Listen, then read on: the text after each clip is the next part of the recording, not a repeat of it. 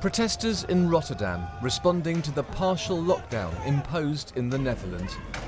Police used water cannon and fired warning shots. At least 2 people were injured. Restrictions here began on Monday and are set to be in place for another 2 weeks at least. Like many countries in Europe, the Netherlands has seen a sharp rise in COVID cases. In Austria, a 20-day lockdown will start this Monday. People will be asked to work from home and non-essential shops will close. In February, COVID vaccinations will become compulsory. Well, what we experience in Austria right now is, in my view, an unfortunate collusion of the fact that we have a fairly low vaccination rate in the population and that the waning of immunity hits Austria now 6 months after we started our vaccination program. And that is unfortunately right at the beginning of the winter season where people are moving indoors. In Germany, COVID cases are also rising sharply. The government is set to introduce restrictions for unvaccinated people in areas where hospital admissions exceed a certain level. As for the prospects of a full lockdown, the German government says nothing has been ruled out. In the UK yesterday, just over 44,000 new people tested positive for coronavirus. Over the week, there was a 13% increase in cases compared to the previous 7 days. Between the 9th and 15th of November, just over 6,000 people were admitted to hospital with COVID. That's a fall of 4.5% compared to the previous 7 days. At the moment, the UK is not witnessing the surge in cases being seen in some other countries.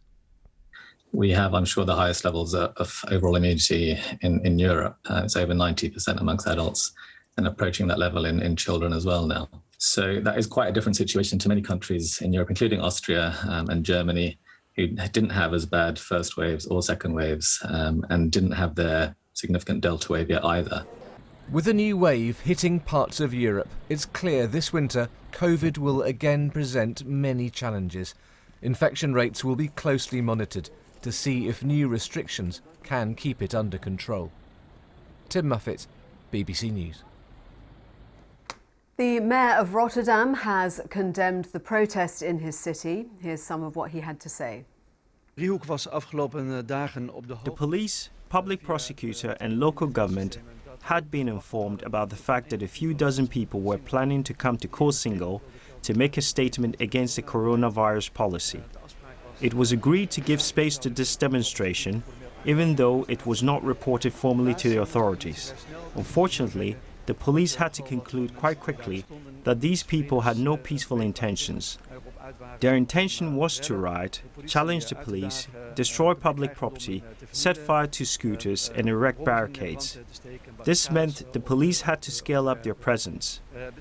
Police units from all over the country were brought in. As we speak, there are 8 riot police units in Rotterdam. That is about 400 officers, excluding arrest teams and officers on horseback. So that is quite a strong police presence. The police have been attacked by rioters. On several occasions, the police officers had to draw their weapons to defend themselves. Some aimed shots were fired and people got hurt as a result. As far as we know, now 7 people were injured.